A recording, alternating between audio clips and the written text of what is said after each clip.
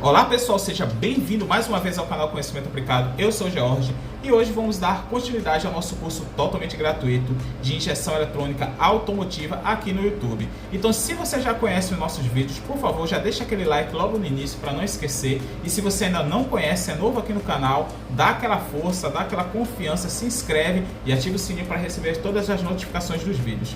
Hoje a aula é sobre bobina de ignição, que é presente em todos os veículos que têm combustão por centelha, ou seja, etanol, GNV, gasolina, flex. Todos esses veículos possuem ignição através de uma bobina. E a bobina de ignição, ela é um dos componentes que costuma dar defeito e até deixar alguns mecânicos com certa dúvida de como resolver esse tipo de defeito. Então aqui a gente vai falar sobre diversas coisas que são extremamente importantes, beleza? Então o que você irá aprender, né? O que é uma bobina de ignição, se você ainda não sabe qual é a bobina de ignição, como funciona a bobina de ignição, quais são os principais tipos de bobina de ignição. Eu vou falar da parte construtiva também, né? Como ela é construída, a bobina de ignição, e quais são os defeitos que ela pode dar e como identificar esses defeitos. Então fica comigo que a aula tá bem bacaninha, beleza? Então vamos lá, o que é uma bobina de ignição?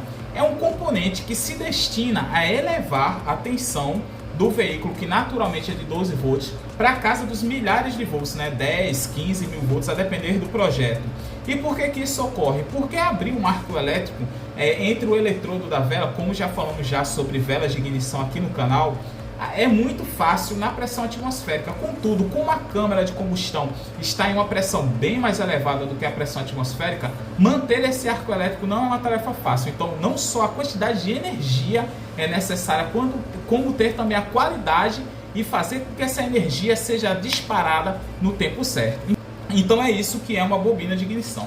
Então, como podemos ver na imagem, aqui em apenas uma revisão, temos aqui um motor de ciclo Otto funcionando e justamente nesse terceiro tempo ocorre o disparo da bobina de ignição, onde promove a centelha. E essa centelha tem a temperatura suficiente para fazer com que o combustível se inflame, entre em combustão, fazendo com que haja a liberação da energia do combustível e assim o motor entre em funcionamento.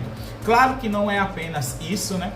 São vários componentes que trabalham em conjunto e todos esses componentes aqui já temos vídeo no canal, já falamos sobre bloco, pistão, escapamento, vela, temos todos esses vídeos aqui no canal. Então se você tem alguma dúvida, não esqueça, coloca Conhecimento Aplicado, mais o tema que você quer encontrar, que de repente a gente já tem um vídeo aqui no canal, beleza? Então aqui nós temos aquele tal arco elétrico que eu falei, né? Tanto na aula de vela de ignição também já falei do arco elétrico, e ele é promovido entre os eletrodos aqui da vela, né? Então essa energia ela é suficientemente alta, necessária para promover a ignição. Os veículos diesel não possuem bobina de ignição, não possui essa centelha. A ignição é feita pela própria compressão do motor, né? Então quando o motor entra em compressão, promove a queima do combustível sozinha por uma combustão espontânea, né? Devido à alta pressão na câmara de compressão, né? Então a pressão aumenta quando o pistão sobe e por consequência a temperatura também aumenta. Quando essa temperatura aumenta, o combustível diesel ele tem uma facilidade de entrar em combustão espontânea mais fácil do que a gasolina, né? Que entra em combustão mais facilmente através de uma energia externa, que é no caso essa centelha aqui. Então vamos lá. A bobina de ignição ela não tem apenas um modelo, ela tem diversos tipos de modelo que foram sendo concebidos, né, devido ao avanço da tecnologia. Então tínhamos aquele primeiro modelo, como vamos falar aqui no vídeo, e assim ele foi evoluindo até chegar nos modelos mais modernos e por consequência resolvendo certos problemas que os modelos anteriores tinham, né? Então é por isso que teve uma evolução devido à tecnologia. Então certos modelos a gente nem encontra, como vamos falar aqui, mas é bom a gente entender, porque entender um pouco a história vai fazer não só que você se torne um profissional melhor, vai entender como funcionava anteriormente para poder saber como funciona hoje em dia, bem como quando surgir algum veículo mais antigo, você possa também dar o diagnóstico e entender o funcionamento, beleza? Então, como funciona a bobina de ignição? Ela atua exatamente como um transformador. Então, muitas pessoas em certos locais do país aqui tem energia na sua casa de 110 volts, por exemplo, né? e às vezes compra um produto, tipo um ar-condicionado, que ele trabalha em 220 volts. Então esse ar-condicionado, por trabalhar em 220, ele não vai funcionar se você ligar ele no 110. Então o que ocorre? Você precisa de um transformador elevador de tensão, onde ele vai pegar a energia a 110 volts e vai transformar para 220 volts. Com a bobina de ignição funciona basicamente da mesma forma, claro, com suas ressalvas, porque a aplicação é totalmente diferente, mas funciona exatamente da mesma forma, só que ao invés de elevar para 220 volts, vai levar para milhares de volts, podendo chegar até 20 mil volts, a depender do tipo de veículo e as condições da aplicação da bobina de ignição, né? Então aqui nós temos a imagem onde ocorrem as fases dessa ignição.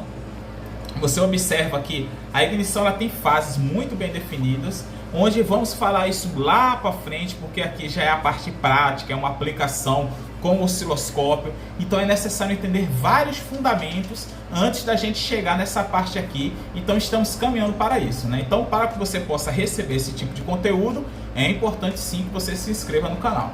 Então vamos lá. Aqui nós temos uma fase de carregamento, onde a bobina de ignição recebe um pulso de energia negativa, né, um pulso elétrico negativo, ou seja, o positivo já está diretamente dela, e o módulo de ignição, né, não é a central, o módulo de ignição envia esse pulso negativo, e então ocorre esse disparo aqui, que é a liberação da energia, né? Essa liberação de energia tem várias fases, onde eu não vou entrar nessas fases agora, mas é basicamente dessa forma. E à direita nós temos o esquema elétrico. Então observa que, assim como o transformador, nós temos aqui um primário e um secundário e um núcleo de ferro. É exatamente assim que funciona a nossa bobina de ignição. Temos um primário, secundário e um núcleo de ferro, beleza? E a tensão da bateria, ela é tensão em corrente contínua. E como é que ela vai fazer com que a bobina ela promova a energia se os transformadores funcionam apenas em corrente alternada? É aí onde ocorre onde está esse nome point, que é justamente o módulo de ignição, onde ele vai fazer um chaveamento extremamente rápido, e esse chaveamento vai fazer com que a bobina de ignição consiga funcionar e liberar sua energia exatamente como o transformador faz, só que na casa de milhares de volts, beleza? Então aqui nós temos o que seria a bobina clássica, naquele tempo dos veículos que tinham distribuidores, que eram Opalas, Chevetes, aquele Gol quadrado, Fusca, todos esses veículos usavam distribuidor, né? E uma bobina única, que é essa bobina aqui que vemos aqui no meio. Então à esquerda podemos ver aqui que temos um núcleo ferroso, observe aqui que nós temos um núcleo ferroso.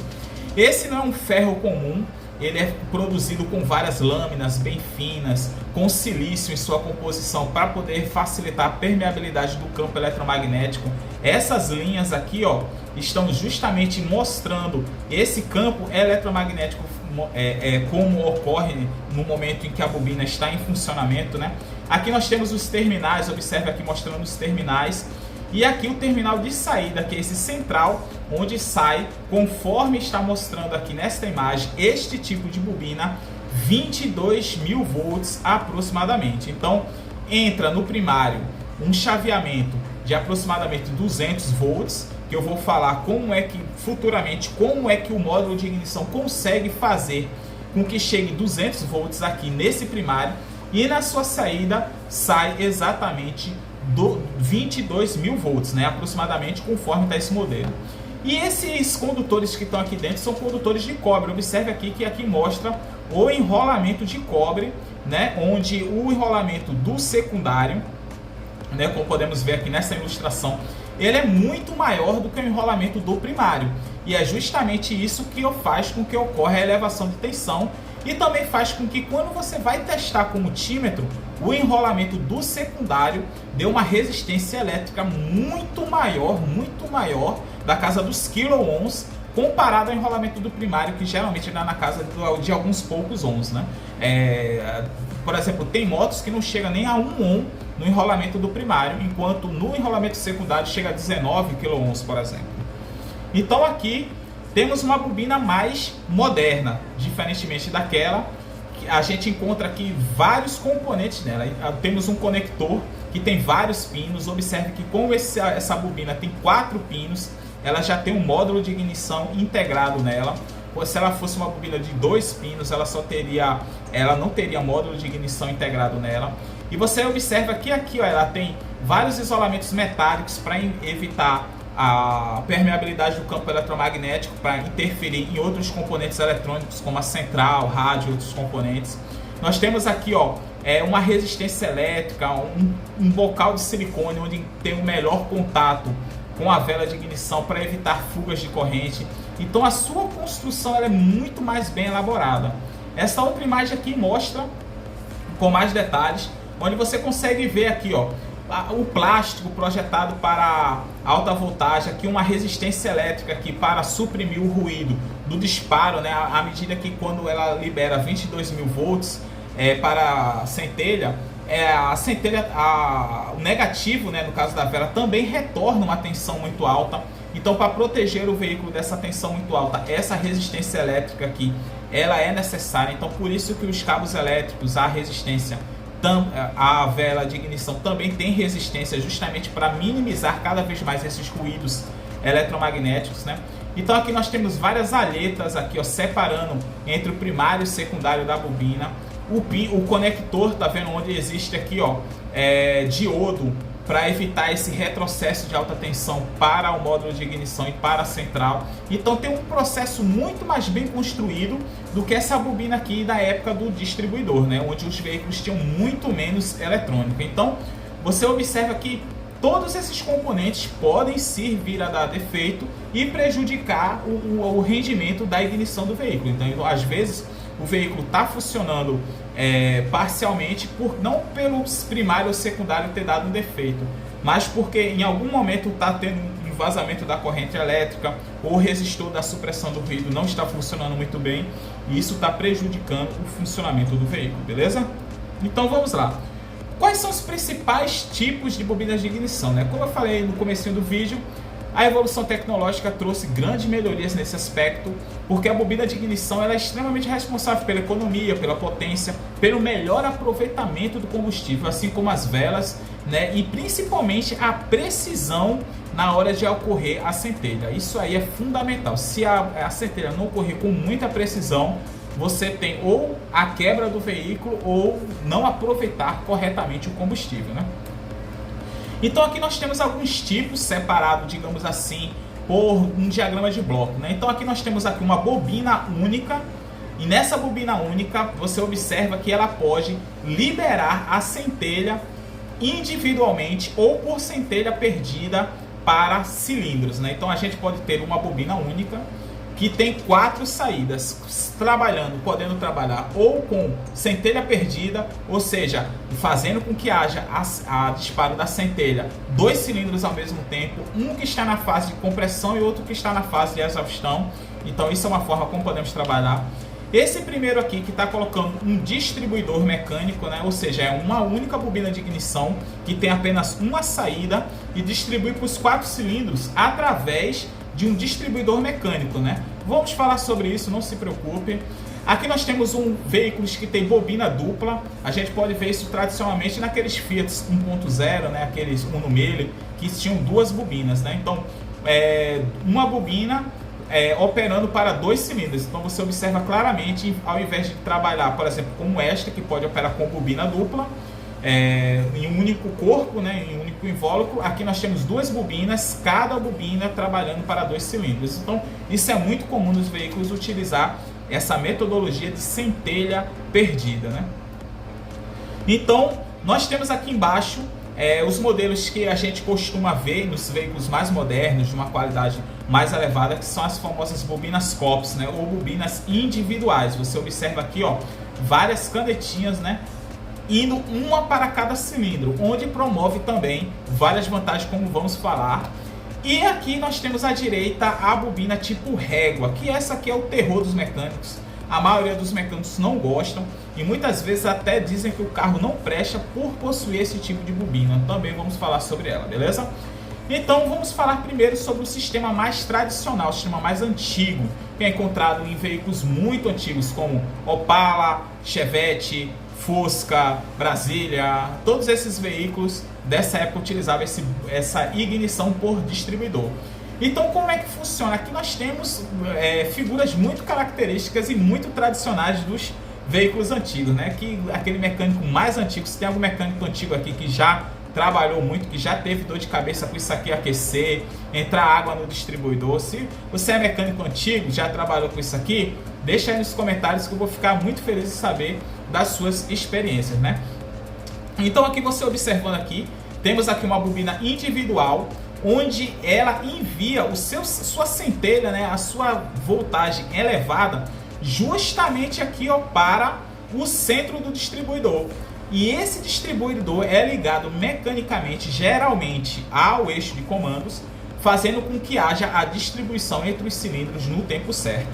E para promover aquela situação, como eu falei, do módulo de ignição que eleva a tensão, né, para promover um chaveamento, né, no primário, que é para poder a bobina funcionar, que a bobina não funciona em corrente contínua. Então, como é que a gente fazia antigamente, onde a gente não tinha semicondutores para promover uma onda senoidal ou um chaveamento em PWM em alta frequência? A gente utilizava o famoso platinado. Então, o platinado também recebia um eixo, né, do eixo de Cummins, recebia, digamos assim, uma interligação mecânica, e ele ficava apertando muito rapidamente. E esse nome platinado é porque os seus contatos elétricos, tradicionalmente, na época lá do Tesla, era utilizado platina, que é extremamente resistente à abertura do arco elétrico, mas poderia ser, por exemplo, o tungstênio, que também é resistente ao arco elétrico, bem como outros componentes, né? Que você encontra, inclusive, esses componentes em tomadas, como é que se chama, interruptores, onde quando você aperta ali, pode abrir um arco elétrico, um pequeno arco elétrico. Então esse contato aqui é de um material especial, né? E para ajudar na elevação de tensão, nós tínhamos o condensador, que o condensador nada mais é do que um capacitor. Ele acumulava uma quantidade de corrente elétrica, e quando o platinado fechava, ele descarregava essa corrente de uma vez, com uma velocidade muito mais rápida do que a bateria poderia fornecer. Então a bateria ela fornece sim 12 volts e carregava sim o condensador com 12 volts. A diferença é que o condensador conseguia jogar uma carga elétrica, né, uma corrente elétrica muito mais rápida, com muito mais velocidade do que a bateria. Então fazia com que o disparo da bobina fosse muito mais elevado. Então aqui vamos conhecer os componentes, né? Aqui nós temos o distribuidor. Pode existir outros modelos, de outros formatos, de outras maneiras. Se você conhece, por favor, me atualize aí. Mas aqui é só uma figura ilustrativa. E ele é ligado através de uma engrenagem, está vendo? Lá no eixo de Cummins. Então, essa engrenagem fazia o seu interior, um componente aqui no seu interior, ficar girando. Eu já mostrei esse componente em aulas anteriores. E ele ia distribuindo entre essas saídas aqui, ó. E esse material aqui, ó, tá vendo? É um diafragma. Essa pequena pecinha aqui é um diafragma. Qual era o papel do diafragma? Como eu já falei em aulas anteriores, a ignição ela tem que fazer o avanço de ignição. À medida que o motor vai girando, o tempo da queima é a mesma. Então a gente, como tem um tempo muito rápido para promover a queima, coisa que o combustível não tem, a gente tem que dar centelha um pouco antes. Então, quanto mais rápido o motor está girando, mais avanço da ignição a gente tem que dar, né? Claro que existem outros fatores que também influenciam no avanço de ignição, como a taxa de compressão do motor, o tipo de combustível que você está utilizando, a pressão atmosférica que você está e por aí vai. Mas aqui eu vou falar de uma maneira geral. Quanto mais rápido o motor gira, mais você tem que dar o avanço de ignição. Então o diafragma servia para isso. À medida que o motor estava em uma carga mais elevada, dava mais vácuo no motor, e esse vácuo promovia o avanço de ignição. E aqui nós temos o condensador. Observe que é um capacitor, onde a própria carcaça dele era o negativo, e aqui era uma fiação de entrada e de saída de tensão. E aqui nós temos o famoso platinado, que era justamente onde ele ficava recebendo do eixo de, no caso do eixo de Cummins, né, do comando de válvulas, várias batidinhas nele, que é para poder fazer o chaveamento e enviar todo esse sinal para a bobina, e da bobina desse conector aqui central e enviar para o conector central aqui do distribuidor, e esse distribuir para as periferias, e assim através dos cabos de velas até as velas de ignição. E aqui você vê ele instalado no veículo, né? Aqui nós temos o distribuidor, ele completamente instalado, né? Um cabo, todos os cabos de vela vindo para o distribuidor, e esse central aqui, ó, que está saindo aqui, ó, escondidinho aqui, ele vai para a bobina de ignição, beleza? Então é basicamente assim que funciona. Agora vamos falar do mais tradicional, que a gente mais vê no mercado aí, na maioria dos veículos aí. GM principalmente gosta muito desse tipo de bobina aqui, que é a bobina dupla, né?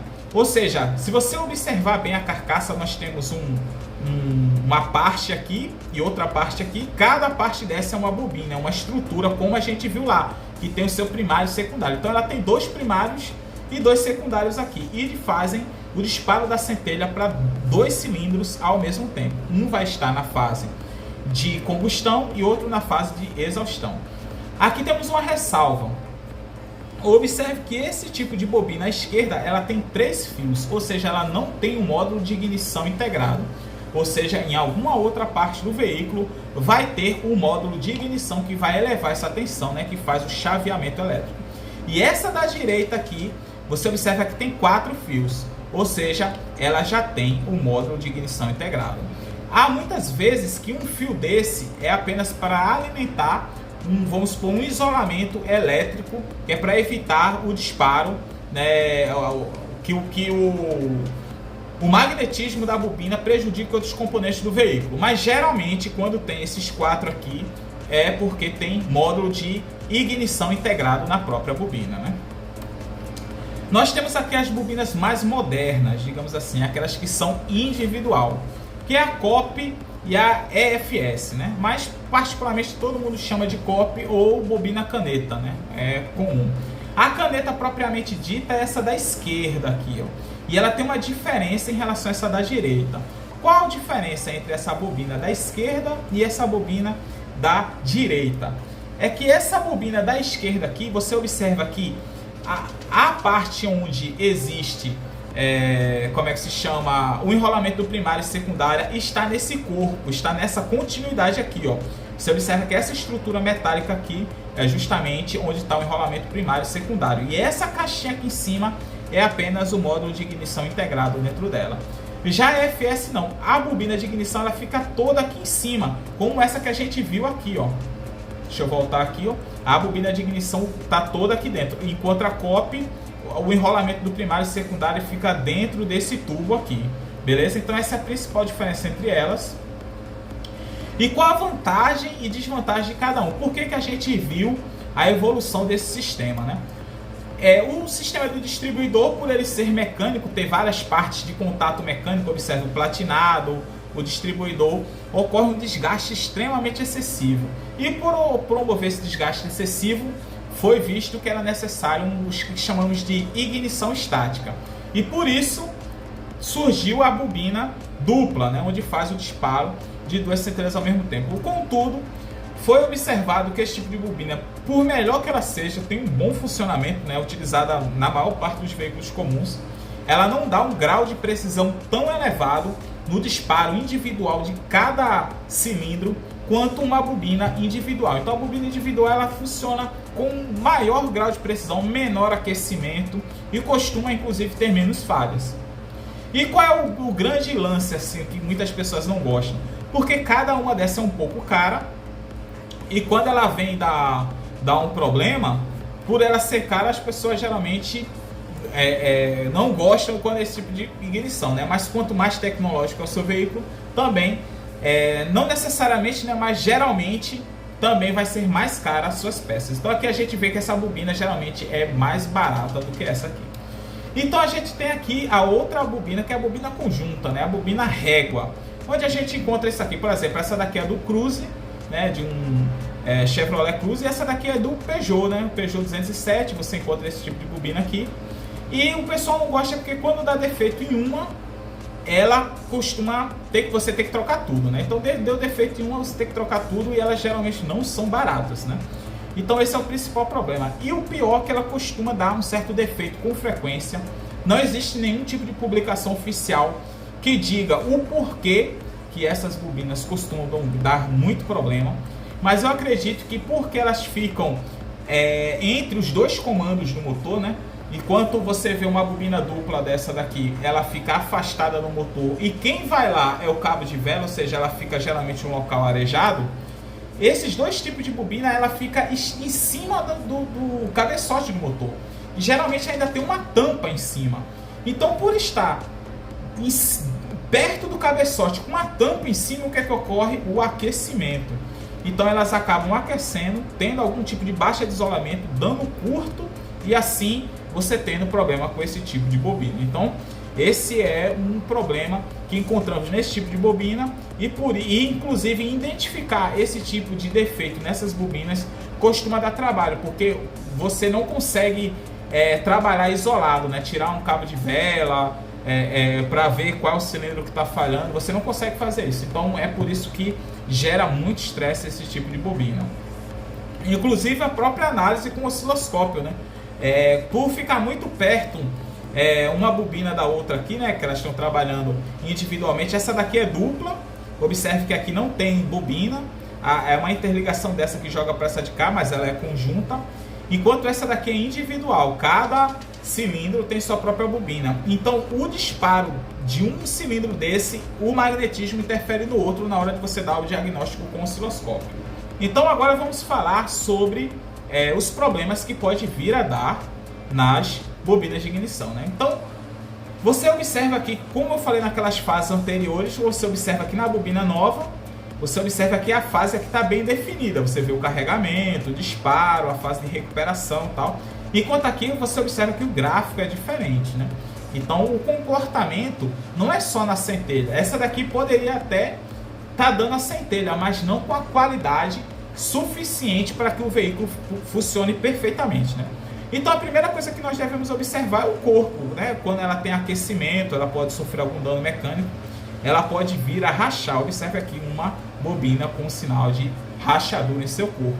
Então aqui essa rachadura significa que ela teve um aquecimento elevado, aqui pode estar tendo fuga de corrente, então você deve substituir esse tipo de bobina.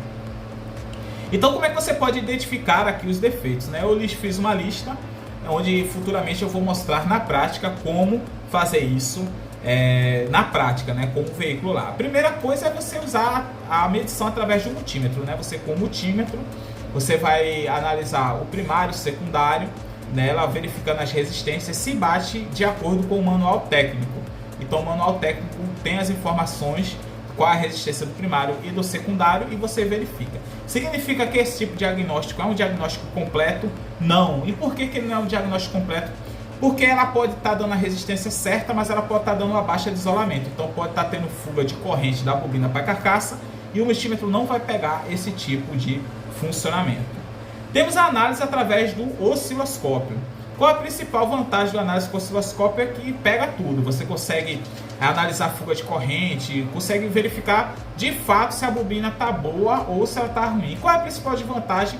Além de um osciloscópio ser caro, né, poucas pessoas têm, é necessário um conhecimento técnico mais avançado, né, porque você tem que avaliar esse gráfico, você tem que olhar e identificar o defeito que está ocorrendo através da análise do gráfico. Então não é algo que vai te dar um diagnóstico completo só em instalar o osciloscópio. Não, você tem que fazer uma análise do sinal elétrico e interpretar ele, né? Então você precisa ter um conhecimento um pouco mais elevado.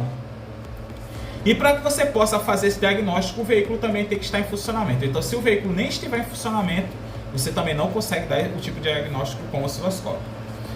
Você pode também verificar através de um scanner automotivo, né? Então o scanner vai fornecer códigos de erro. E aqui está vendo aqui um exemplo de código de erro, né? P2324, circuito baixo no primário, ou seja, tem um curto no primário, né? O circuito está em curto, dano aberto no primário. Então, 2324 é um sinal que identifica isso, né? Então, são milhares de códigos de erro, que tem muitos códigos de erro mesmo. Então, é impossível você decorar. Quando o scanner ele dá esse sinal, geralmente ele já diz qual é o que significa o código de erro. Mas qual é a desvantagem? Apesar do scanner já dizer qual é o código de erro, não significa que é preciso, porque é o diagnóstico que o próprio veículo está dando.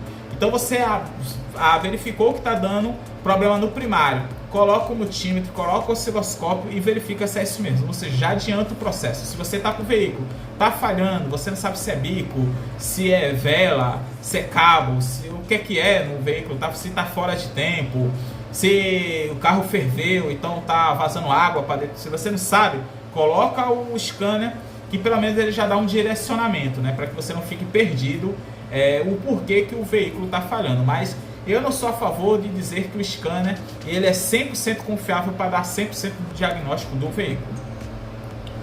Uma outra coisa que nós temos que fazer é analisar o corpo. Qual é a principal desvantagem disso? Não significa que se o corpo está perfeito, significa que a bobina está boa. Ela pode estar ruim mesmo que o corpo esteja perfeito. Ela pode estar com a aparência de nova, contudo ela pode estar com defeito, porque ela está com problema elétrico, né? Não um problema superficial. Outra forma de você dar o diagnóstico é substituindo. Digamos que você tem dois veículos iguais, por coincidência, na sua oficina. Quem nunca fez isso, que atira a primeira pedra. Temos aqui, vamos supor, um Corsa, né? E no outro lado um Corsa no mesmo modelo. Então, ou o mecânico de repente ele já tem uma bobina de ignição dessa guardada, e aí ele quer saber se o problema é na bobina. Você tira de um e coloca a outra. Se o veículo resolveu o problema era na bobina, né? Esse tipo de diagnóstico é eficiente se você já tem a peça. Então, em vez de você ficar testando multímetro, testando osciloscópio, pegando scanner, se você já tem a bobina, ela está de fácil acesso, faz a substituição e vê se realmente, vai resolver seu problema. O único problema é que você tem que ter outra peça, né? Então, ou tem que ter outro veículo na oficina, né? Quem nunca fez isso que atira a primeira pedra, ou você tem que ter uma peça de reposição para poder fazer isso. Então essa é a principal desvantagem desse diagnóstico. E muitas vezes também há veículos que para você fazer a substituição da bobina também não é fácil. Vamos botar assim o Fluence. Você tem que tirar o coletor de admissão para poder fazer a troca da bobina de ignição. Então acaba a Versa também, eu acredito que tem esse problema, né? Salvo engano. Você tem que tirar o coletor de admissão para poder ter acesso às velas do carro. Então as velas, acho que o Versa, as velas, e o Fluence é a própria bobina, né? Que é a bobina caneta. Então é uma dificuldade que você tem nesse tipo de diagnóstico. E aqui, quando é possível, né, quando for bobina COP ou quando não tem que tirar o coletor de admissão, você vê se a bobina está com defeito parcial. Então às vezes o carro está com a aparência que está queimando 3 cilindros, e aí você vai tirando uma a uma, e aí você verifica, por exemplo, o cilindro 3 não está queimando. Você vai fazer a substituição da vela, você coloca para a vela centelhar fora lá do, como é que chama, da rosca dela, né? Então você consegue ver se está tendo centelha ali, né? Então se você verificar que está tendo centelha ali, possa ser que ela esteja boa, né? Mas geralmente você tirando, se falhar um desses cilindros, você trocar a vela e ainda continuar a falha, muito provavelmente você tem um problema na bobina de ignição. Depois dessa aula longa, me esforcei bastante para entregar o melhor conteúdo, né? Se você tem alguma dica ou sugestão de conteúdo aqui para o canal, se você tem alguma dica para poder melhorar a qualidade das nossas aulas, deixa aqui nos comentários, com certeza eu vou responder. E se você gostou e ainda não é inscrito, se inscreve no canal, que isso ajuda bastante o canal a continuar crescendo, é uma motivação para continuar produzindo conteúdo, né? Curta esse vídeo, dê like, se ele te ajudou de alguma forma. Se ele não te ajudou, deixa nos comentários, que é para eu poder saber o porquê que, né, eu não alcancei esse objetivo.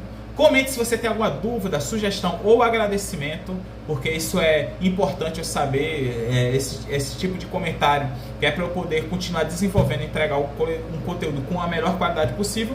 E compartilhe para ajudar mais pessoas a ter acesso ao conhecimento. Muito obrigado por assistir até aqui e até a próxima aula.